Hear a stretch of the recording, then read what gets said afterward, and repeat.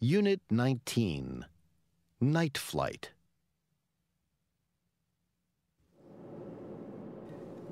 This is your captain, John Cook speaking. We've reached our cruising altitude, and I've just turned off the fasten seatbelt sign. Our estimated time of arrival in Anchorage is 1 a.m., so we've got a long flight ahead of us. I hope you enjoy it. Our flight attendants will be serving dinner shortly. Thank you. It was Christmas Eve, 1959.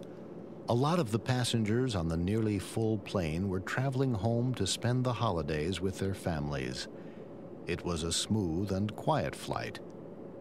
The flight attendants had just finished picking up the trays and were in the galley putting things away when the first buzzers sounded. One of the flight attendants went down the aisle to check. When she came back, she looked surprised. "It's amazing," she said. "Even on a smooth flight like this, 2 people have gotten sick."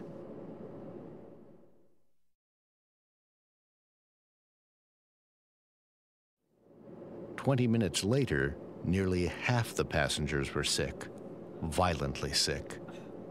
Several were moaning and groaning, some were doubled up in pain, and 2 were unconscious. Fortunately, there was a doctor on board, and he was helping the flight attendants. He came to the galley and said, "I'd better speak to the pilot. This is a severe case of food poisoning. I think we'd better land as soon as possible." "What caused it?" asked one of the flight attendants. "Well," replied the doctor, "I had the beef for dinner, and I'm fine. The passengers who chose the fish are sick."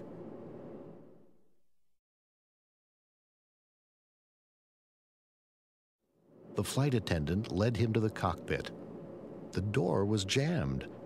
Together they pushed it open. The captain was lying unconscious behind the door.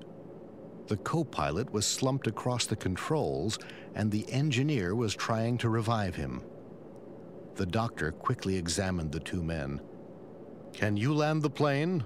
the doctor asked the engineer. "Me? No, I'm not a pilot. We've got to revive them," he replied. "The plane's on automatic pilot. We're okay for a couple of hours." "They could be out for a long time," said the doctor. "I'd better contact ground control," said the engineer. "Maybe you should make an announcement and try to find out if there's a pilot on board," the doctor suggested. "We can't do that," the flight attendant said. "It'll cause a general panic."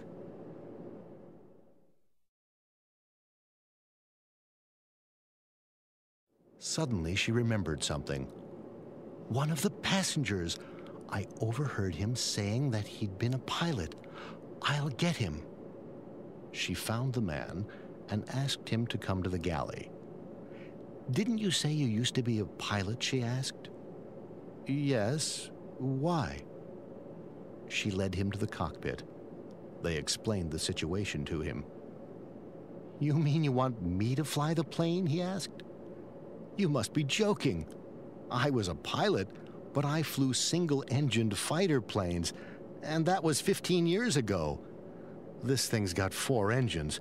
Isn't there anybody else?" he asked. "I'm afraid not," said the flight attendant.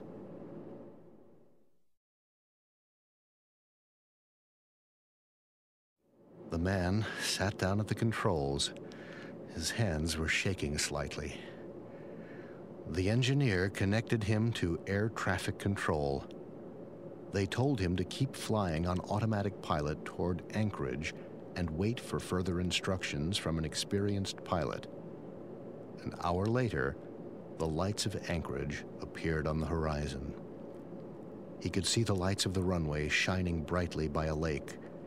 Air traffic control told him to keep circling until the fuel gauge registered almost empty. This gave him a chance to get used to handling the controls.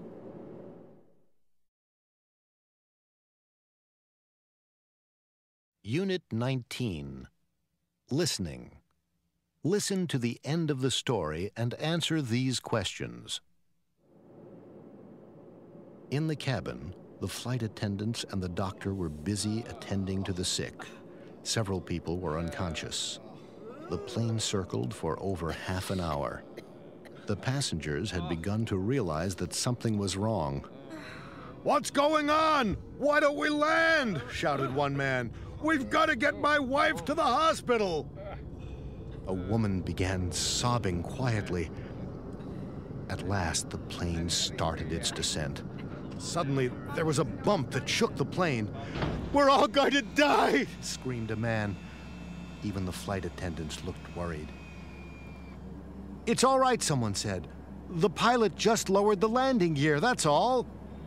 As the plane approached the runway, they could see fire trucks and ambulances speeding along the runway with their lights flashing. There was a tremendous thump as the wheels hit the tarmac, bounced twice, raced along the runway, and screeched to a halt. The first airport truck was there in seconds. "That was nearly a perfect landing. Good job," shouted the air traffic controller. "Thanks," said the man. Any chance of a job?"